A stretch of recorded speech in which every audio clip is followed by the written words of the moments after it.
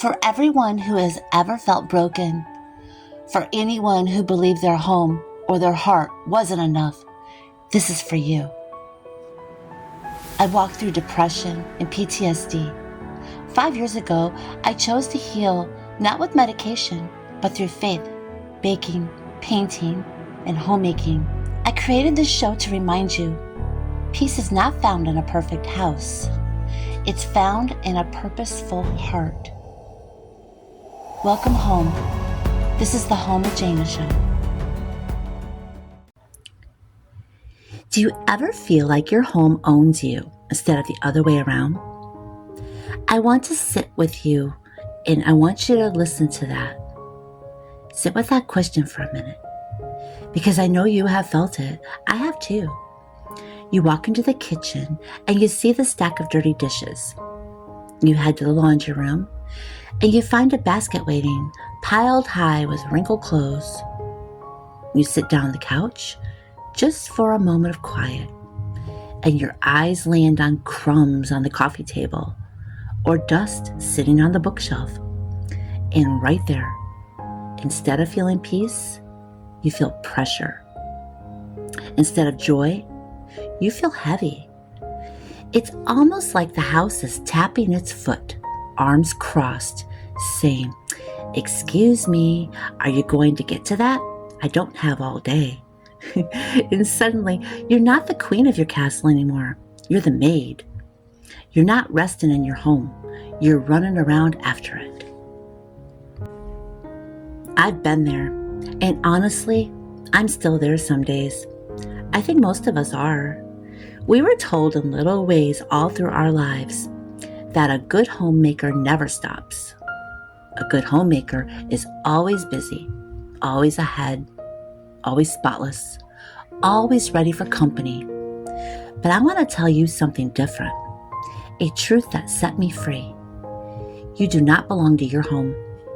Your home belongs to you.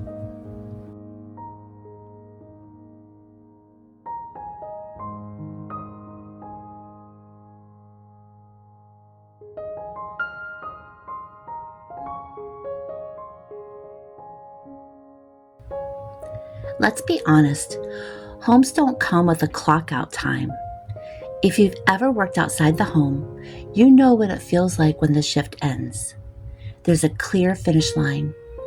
Maybe it's the whistle at 5 o'clock. Maybe it's the moment you close your laptop and turn off the office light. You step out the door, lock it behind you, and leave the work there. Your brain says, "We are done for the day." But at home, there is no whistle. There is no done. The work follows you from room to room like a shadow. You finish one thing, and before you know it, another thing pops up right behind it. The laundry you folded yesterday, someone wore it and tossed it back into the hamper. The sink you scrubbed this morning, someone dropped a spoon in it before lunch. The floor that you vacuumed last night, the dog ran through with muddy paws before breakfast. It's not one big task that wears us down. It's the constant loop, the never-ending cycle. The way the house seems to undo itself almost as fast as we can keep it together. And here's the hard part. When there's no finish line, your brain doesn't know when to rest. So maybe you finally sit down in the evening. You've made yourself a cup of tea. You've curled up in your favorite chair, and the lights are soft, and the cat is purring at your feet. It should really be a moment of peace, shouldn't it? But instead of resting, your mind is racing. Did I remember to load the dishwasher? Should I pack lunches tonight or wait till morning? How low is the toilet paper roll in the bathroom? Did I ever swap that laundry to the dryer? Do you see it? Your body is sitting still, but your brain is running laps around the house. That's what I mean when I say sometimes it feels like the home owns you. It doesn't just take your time, it takes your peace. It's almost like the house becomes a boss. Not a kind, encouraging boss, but the nitpicky one who never leaves you alone.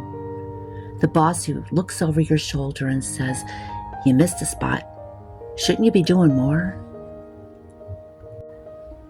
The difference is, this boss doesn't clock out at 5 o'clock. This boss follows you to the couch. This boss whispers in your ear when you try to read a book or watch a TV show. This boss shows up when you're lying in bed, staring at the ceiling at 2 o'clock in the morning, reminding you that the pantry needs organizing. It's really exhausting. The truth is, no one really tells you that homemaking can feel like this. When you picture home, you think of comfort, warmth, safety. And yes, it can be those things. But home is also where the work never stops. If we are not careful, we can become employees in our own houses, clocking in at sunrise and never clocking out. Part of the struggle is that much of homemaking work, it's invisible. Nobody claps for you because you changed the toilet paper roll. Nobody throws a party because you refilled the soap pump at the kitchen sink. Nobody hands you a medal for wiping up crumbs or reorganizing the spice rack. But if you don't do those things, the whole rhythm of the home starts to unravel. That's why it weighs so heavily, because it's not just the chores themselves. It's the responsibility of noticing them. It's not just that the dishwasher needs to be empty. It's that you are the one who sees it, remembers it, and makes sure that it happens. The mental load, that's heavy, heavier than most people realize. Have you ever tried to watch a movie at night, but you can't even enjoy it because your eyes keep looking over at the pile of unfolded laundry? You tell yourself, I'll just do it quickly during the first scene, next commercial, next ad.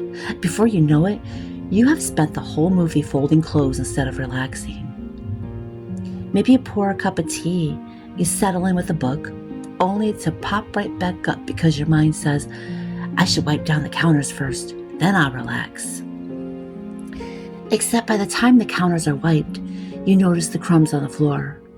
And after sweeping those, you remember the dryer needs to be swapped over. Suddenly it's bedtime, and you never had your peaceful moment. That tug of war, it's real. You want to rest, but your home is calling you like a needy toddler tugging at your sleeve. Mom, Mom, Mom.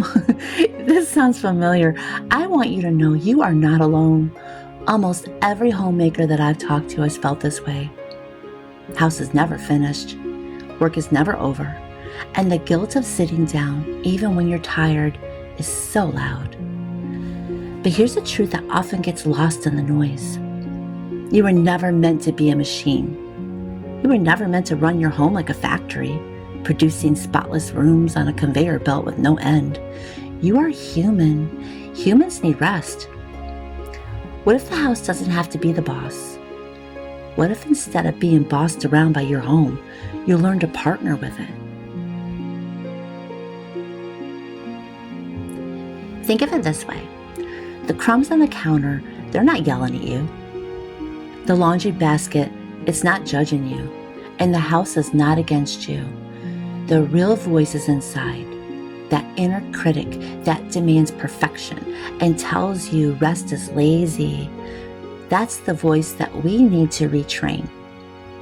Instead of seeing the undone things as failure, start to see them as proof of life.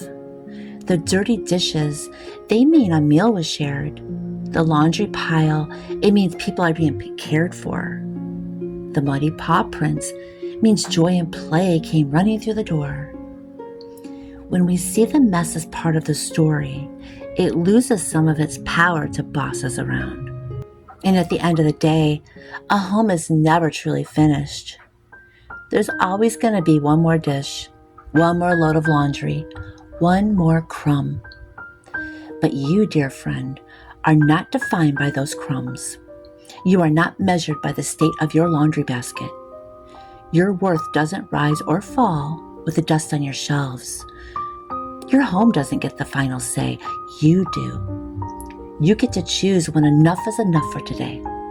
You get to say, the work can wait. My peace cannot.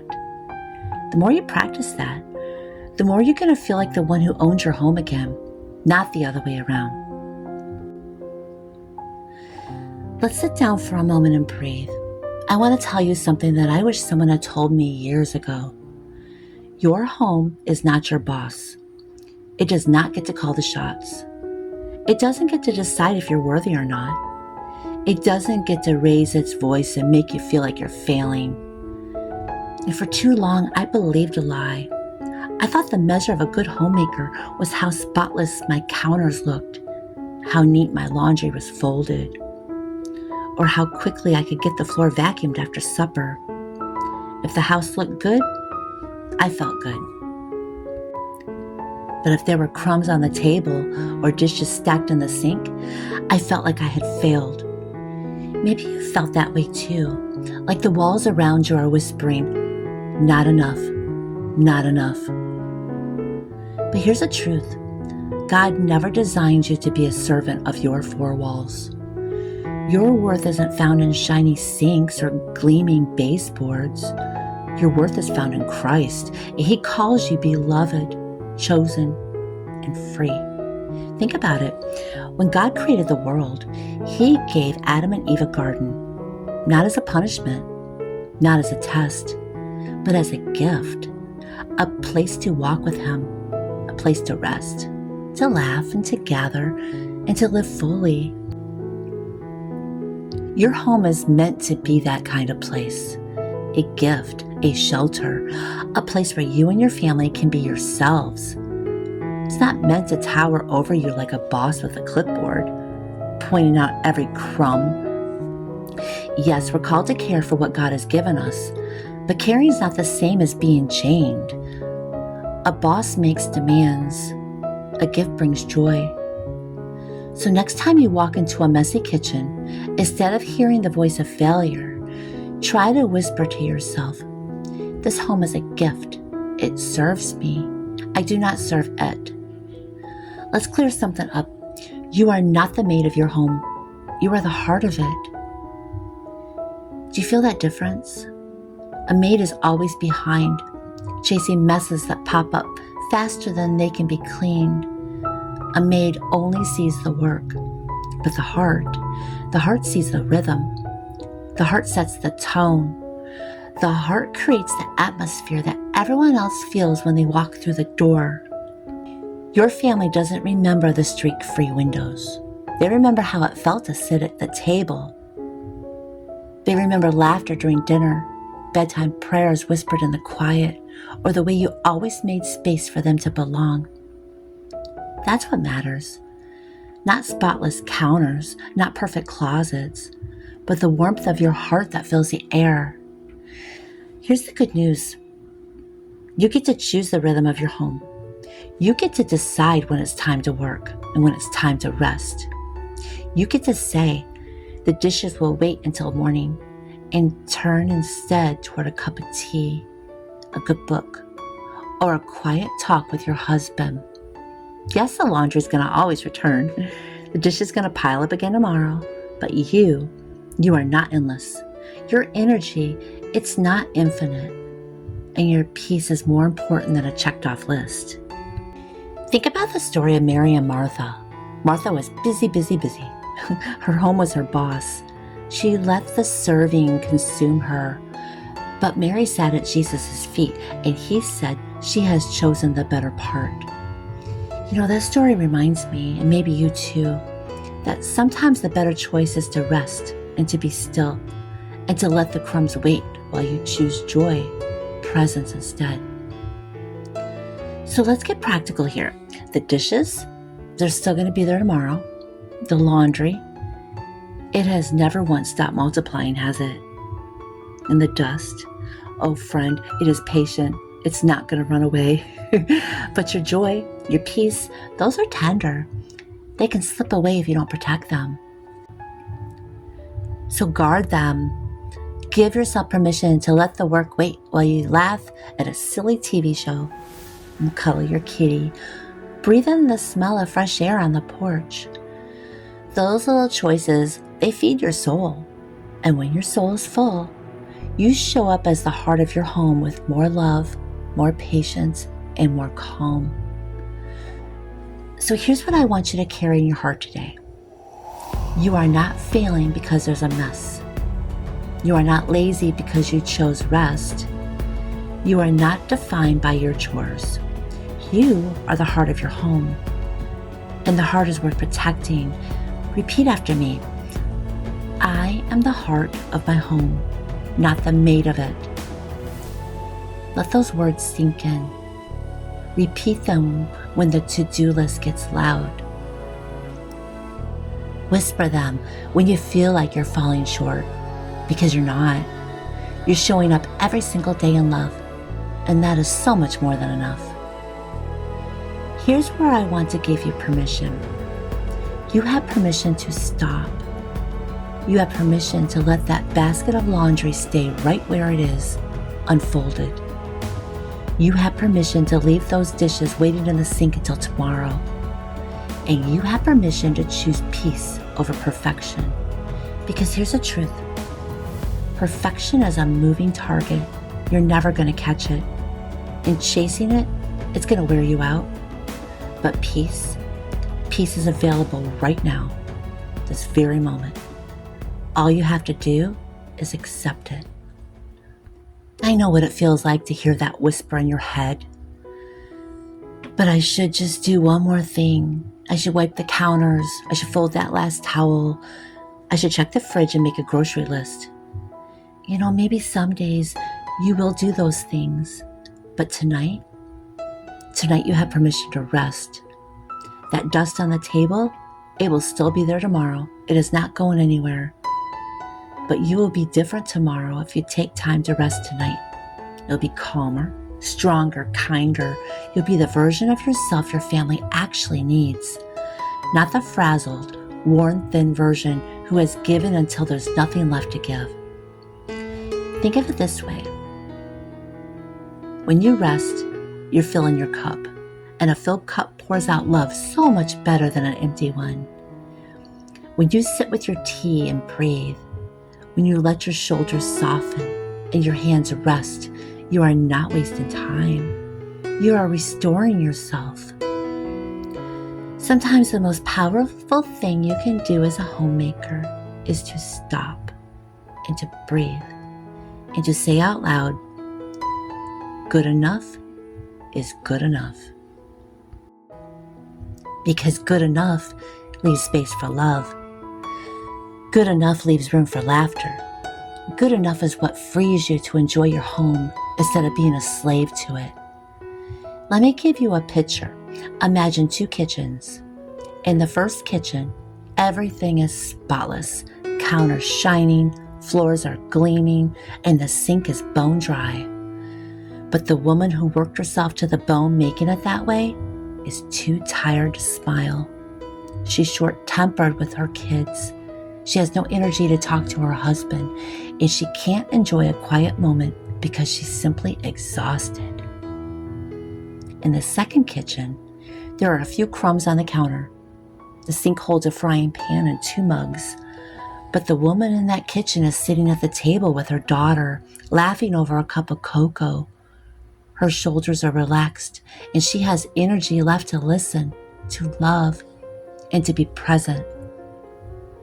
Now tell me, which kitchen feels more like home? That's why I say you have permission to rest. Homemaking's not about squeezing every last drop of energy out of yourself. It's about building a place of safety, love, and grace. And that starts with how you treat yourself.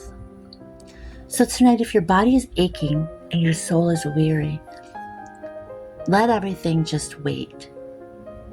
Remind yourself, peace is part of the work too.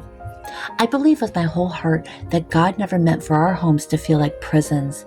He meant for them to feel like peace, a haven, a little piece of heaven on earth. And you know what Scripture tells us again and again? Rest is not optional. Rest is holy. Rest is part of God's design. Think about it.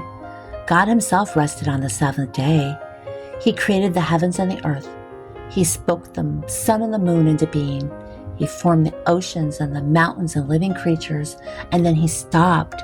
He looked at all he made and he called it good, and he rested. If the creator of the universe needed to pause, why do we think we're stronger than he is? Why do we push ourselves past our limits as if the whole world will collapse if we sit down for an evening? Rest is not weakness. Rest is obedience. Rest is trusting that God is in control, not us. When we never stop, what we're really saying is, God, I don't trust you to hold this together. I have to do it all myself.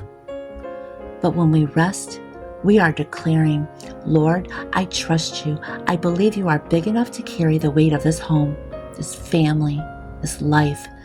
I can lay it down for tonight because you never sleep. Isn't that the most freeing thought? You can lay your head on your pillow knowing the world keeps spinning and the house won't fall apart. And God himself is watching over you and your family. Your home, it should never be a place of guilt. Guilt always will tell you you're not doing enough. But grace is going to whisper, you are enough. Rest, daughter, breathe, come sit with me. You know, that's the heart of homemaking when it's anchored in faith. Not a house that sparkles like some magazine cover, but feels cold and weary inside. Not a woman who runs herself ragged in the name of appearances, but a home where love lives in the messy details, the half-folded blanket on the couch, the flour dust on the counter, and the laughter at the dinner table, even if the plates don't match. So the next time you're tempted to feel guilty for putting your feet up, I want you to remember this. The God who knit you together, the God who placed you in your family, and the God who gave you this home, he also commanded rest. He wove it into the very fabric of creation. Let your house be a place of grace. Let it be a place where your children learn that life is not about keeping a clean and perfect home. It's not about keeping up appearances, but about love. Let it be a place where your husband sees you not as worn out and frazzled, but as peaceful and present. Let it be a place where you can finally breathe, knowing that God smiles over you, not when the sink is empty, but simply because you are his. So the next time you feel like your house is bossing you around, I want you to stop for just a moment. Take a slow, deep breath in and let it out. Let your shoulders drop. Feel the tension release, even just a little bit. Now look around. Really look. This home, it's not just a list of chores waiting for you. It's the backdrop of your life, the place where your stories unfold, where love lives, where memories are made. And here's the truth that you need to tuck deep into your heart. You own this home. This home does not own you. You get to choose joy, and you get to choose peace. And you get to remind yourself over and over again that you are more than enough right here, right now, with the house exactly as it is. So tonight, when you turn off the lights and you settle in for the night, give yourself permission to rest. Smile at the little signs of life scattered around. They're proof that love lives here. They're not failures. You're not behind. You're not failing. You are enough, dishes, dust, and all. And that, my friend, is the truest homemaking success of all. I'll see you next time.